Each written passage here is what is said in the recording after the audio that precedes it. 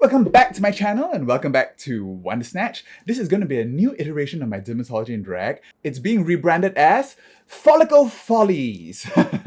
Because I'm really interested in hair, I thought, when I did my Dermatology and Drag for hair, I had to do a 3-part series. Check it out, I haven't already. To talk about, basic science of hair and hair and pop culture and everything. But there's so much to talk about hair, I thought I'd make it a weekly series, alright? So this is going to be a kind of a news kind of thing where I'm going to talk about hair news, hair science, and some wigs that I found on the internet that I really like, okay? So different segments coming up, alright? If that's something you want to see, don't forget to give me a big thumbs up and subscribe to my channel and ring that bell for post notifications, alright? So welcome to the very first Follicle Follies and I'll see you in a bit.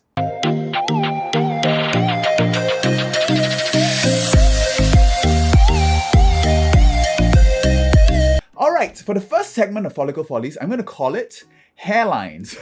Of course, it's not the headlines, but it's the hairlines. So, hair in pop culture and politics. And today I'd like to talk about Jada Pinkett Smith. Okay, Jada Pinkett Smith is Will Smith's wife. Super gorgeous, and she's going to be in the next Matrix Resurrections as well. Okay, and she just recently came out as having alopecia. She released this video saying that she's had, some bald patches on her scalp. Here, right here. And, I'll just let her struggling with alopecia and just all of a sudden one day, look at this line right here. Look at that. I'm gonna put some rhinestones in there. And I'm just gonna make me a little crown. That's what mama's going. Yeah, so she's embracing the alopecia and she is, bringing awareness to alopecia. I haven't really found very much details about what kind of alopecia she has, but in the newspaper articles and everything, they do say that she has an autoimmune type of alopecia. And the most common type of autoimmune alopecia is alopecia areata, right? Okay, but this actually comes in circles, okay? But she seems to have a very straight line across there, so I'm not really sure what she has.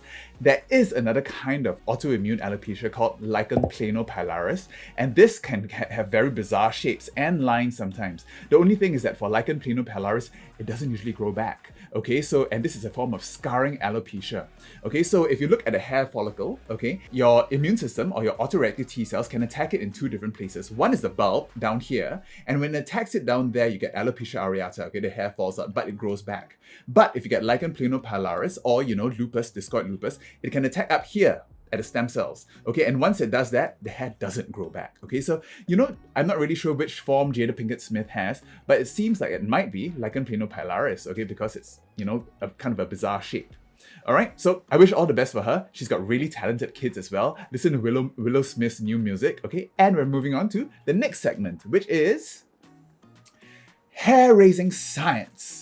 And this time I'd like to talk about science, okay? I'm going to pick a paper, a research topic or something about hair and try to demystify it and explain it, all right?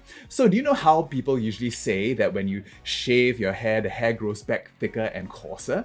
Okay, it's not really true. The only reason people think that is because when you shave the hairs, you shave the shafts, okay, at the base when they're really thick, and when these thick stumps grow up, they feel coarser. But this paper is saying that using depilatory creams increases the number of hair follicles. That's a bit unusual. I haven't really seen any mainstream media sites pick this up and saying that, depilatory creams like Nair or Veet is going to cause, you to have actually more hairs.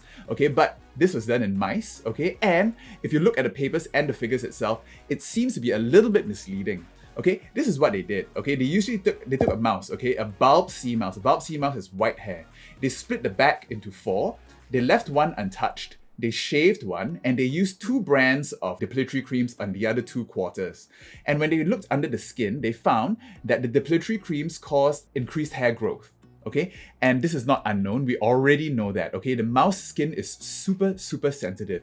If you pluck it, if you use depilatory creams, or even if you nick it or anything, or if you cut it, hair grows, okay? Because I think rodents, like mice, have evolved such that they need to have a protective fur at all times. So any damage, any wounding will cause hair to grow. So depilatory creams do cause hair to grow. This has been shown since the 1950s.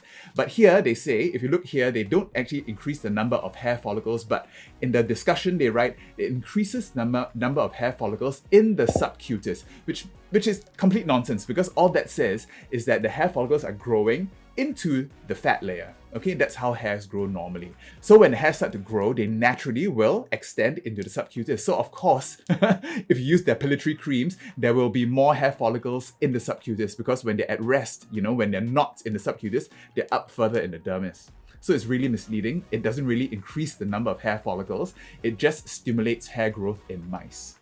So, sorry, but this is a bit of a rubbish paper from Taiwan. So disregard it. And if you ever see like mainstream media saying that depilatory creams cause increased hair growth, you can direct them to this channel.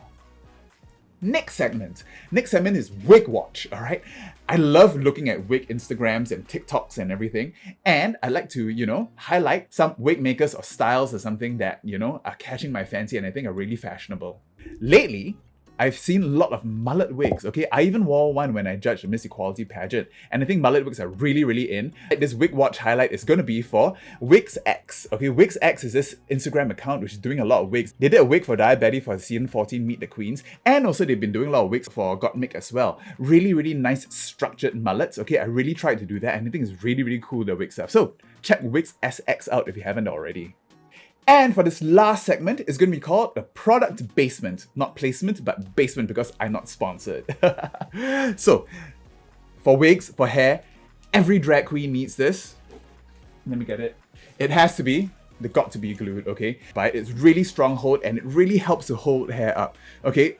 It didn't really do this. It's a wig cage under this, but you know what I mean. So, got to be glued. It's really a drag queen essential. It also helps to melt your hairline in and also do a lot of finger waves and stuff like that. So I really, really recommend this if you're a drag queen and starting out. All right. So that's the first Follicle Follies. I hope you enjoyed it.